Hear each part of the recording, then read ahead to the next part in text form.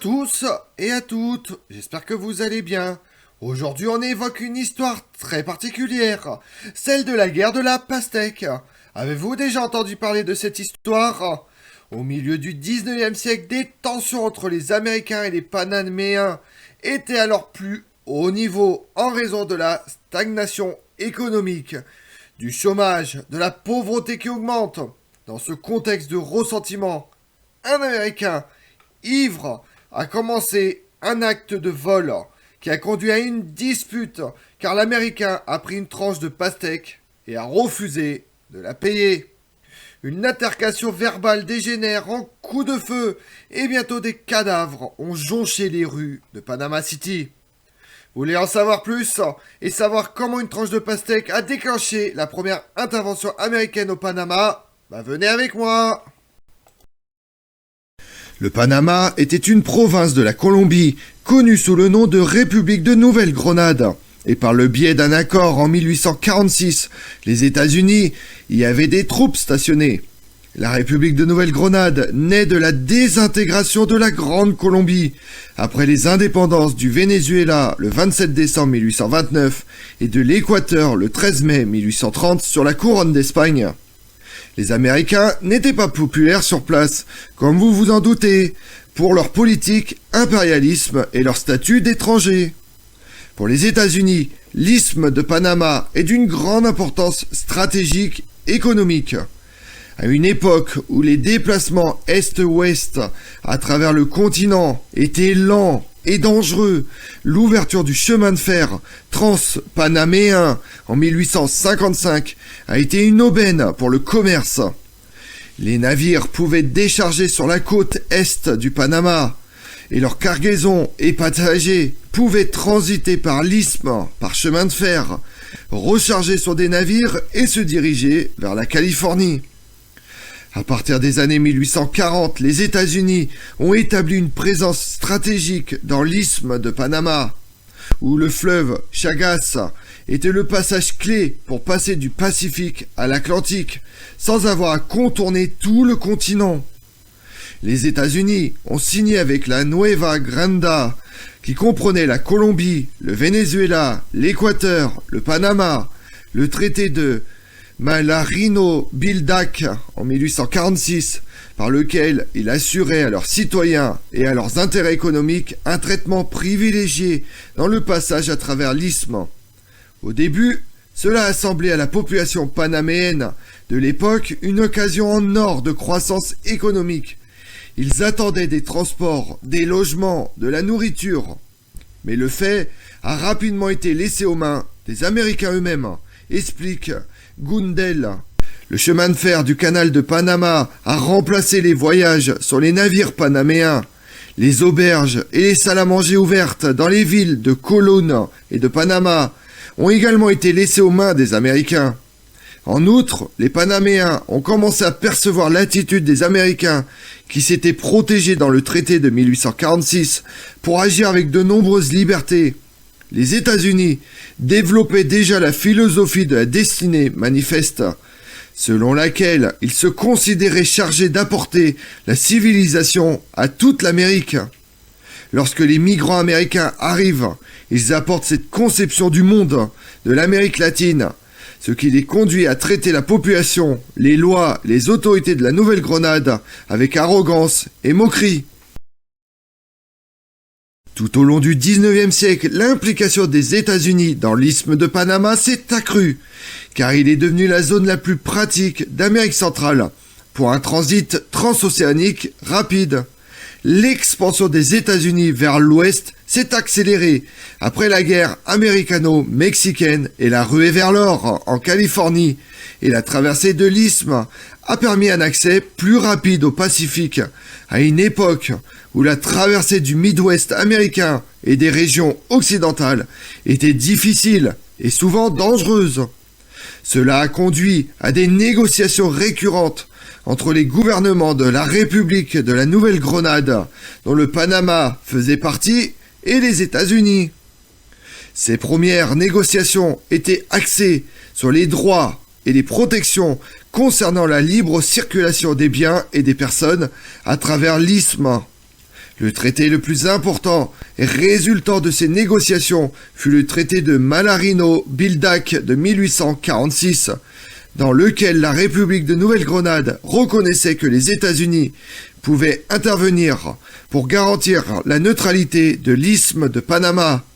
Cette clause, destinée à l'origine à protéger contre le contrôle étranger sur l'isthme, a finalement été interprétée comme permettant aux États-Unis d'intervenir pour protéger les intérêts américains contre tout danger résultant de troubles locaux ou de nombreuses guerres civiles qui ont sévi en Nouvelle-Grenade.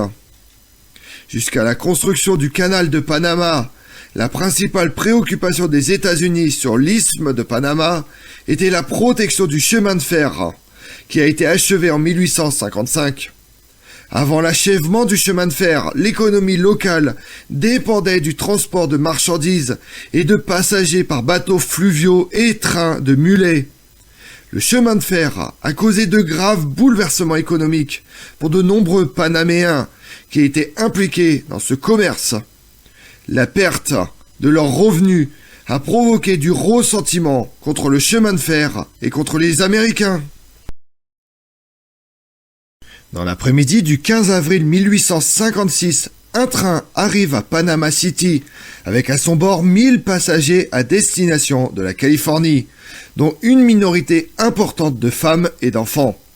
La marée basse, au moment de leur arrivée, les empêche d'embarquer immédiatement sur le navire à vapeur américain John Stephenson, qui doit partir pour San Francisco une fois les passagers et les marchandises chargés. En attendant que la marée monte, un certain nombre de passagers ont exploré les environs de la Cienega, un quartier pauvre qui abritait des esclaves affranchis, des ouvriers, des artisans et des nouveaux immigrants. L'incident a commencé vers 6 heures du soir, lorsqu'un groupe de 3 ou 4 passagers américains a affronté un vendeur de fruits, José Manuel Luna, près de la gare. Un homme du nom de Jack Oliver, déjà ivre d'avoir bu dans le train, a utilisé le temps d'attente pour s'enivrer encore plus. Certaines personnes deviennent des ivrognes heureux et d'autres deviennent méchants et belliqueuses. Oliver semble appartenir à ce deuxième groupe. Oliver a aperçu un vendeur de rue vendre des tranches de pastèques pour 5 centimes chacune. Il s'en est servi un morceau du fruit, l'a mangé à moitié, puis l'a jeté. Le morceau de pastèque par terre et a refusé de payer lorsque le vendeur a réclamé son argent. L'homme à la pastèque, José Manuel Luna, a sorti un couteau pour effrayer et étayer sa demande de paiement. Oliver a répondu en brandissant une arme à feu.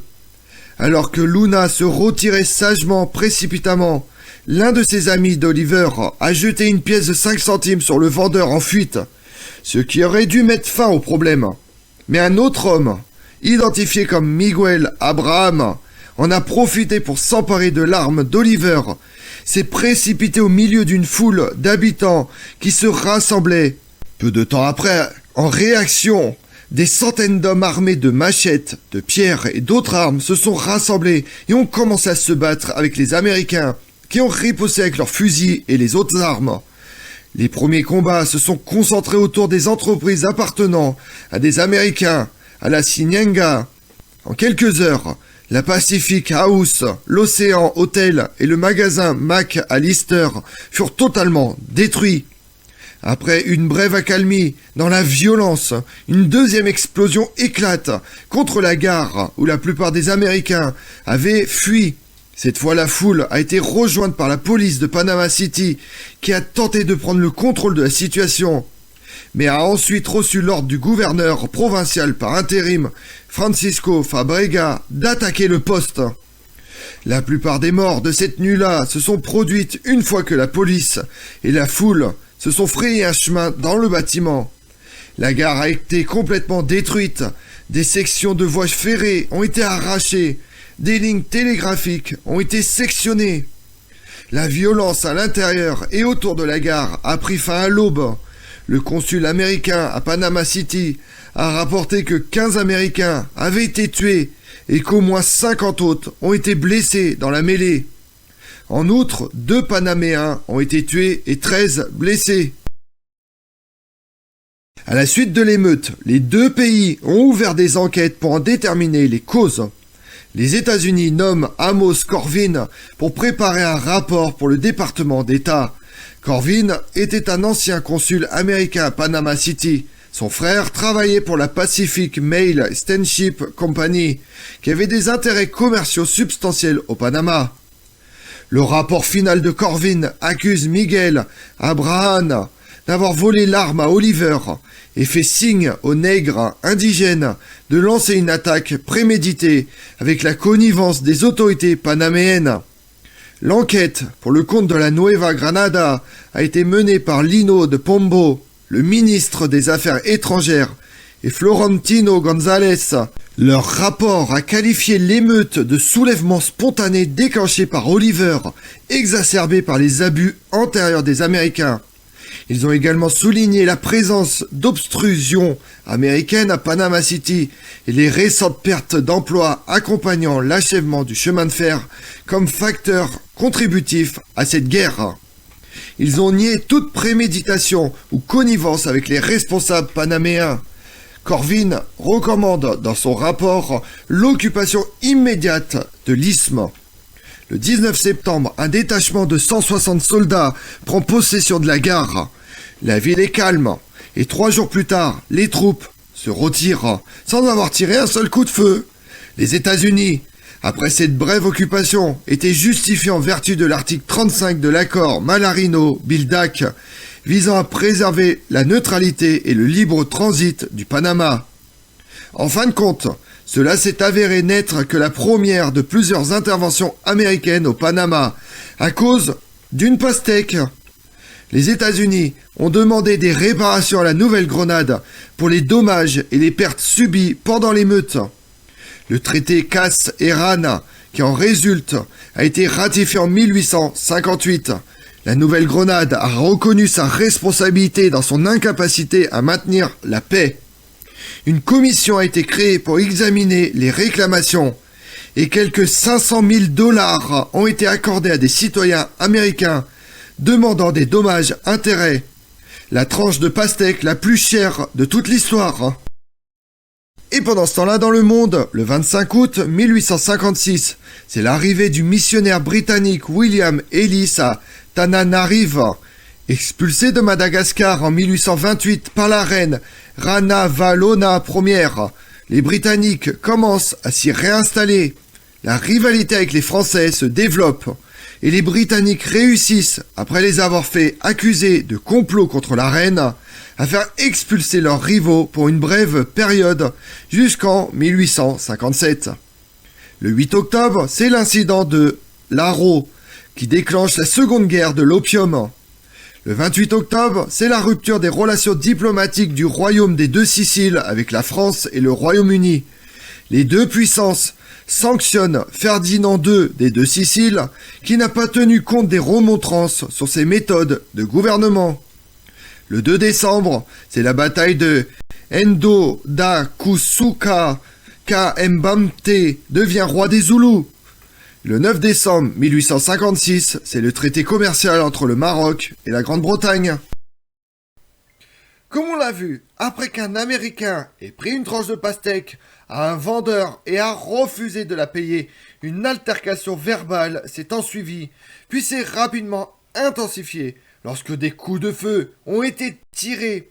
Une foule en colère d'habitants converge vers le site, a commencé à se battre vers les Américains.